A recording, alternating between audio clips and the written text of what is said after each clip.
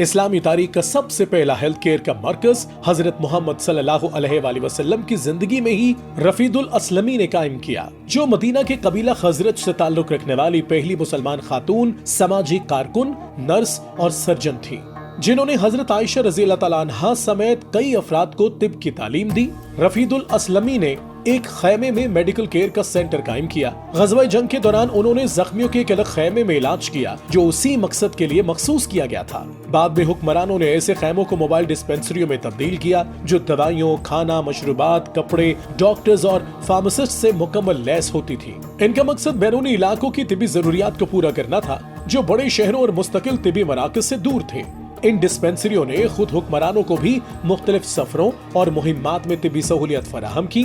12ویں صدی کے ابتدائی دور میں سلجوق سلطان محمد سلجوقی کے عہد تک موبائل ہسپتال کا نیٹ ورک اتنا وسیع ہو چکا تھا کہ اس کی ایک جگہ سے دوسری جگہ منتقلی اور حرکت پذیری کے لیے 40 اونٹوں کی ضرورت ہوتی تھی۔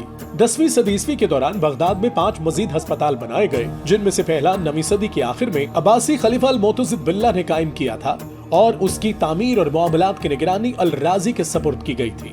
ہسپتال کی تعمیر شروع کرنے سے پہلے الرازی شہر کا سب سے زیادہ صحت افزا مقام معلوم کرنا چاہتا تھا۔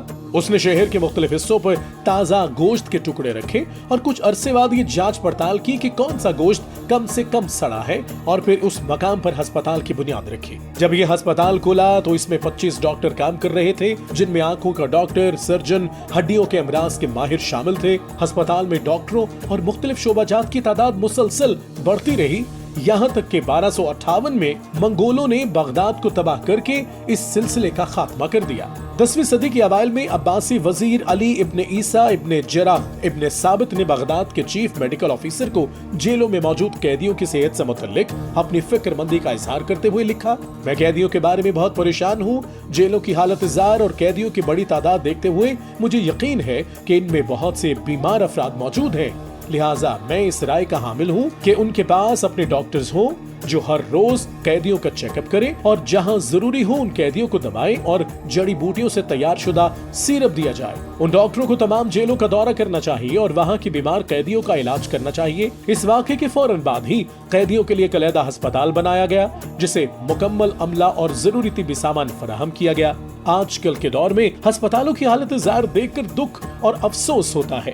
یہاں غریبوں اور امیروں کے لیے علیحدہ ہسپتال ہیں۔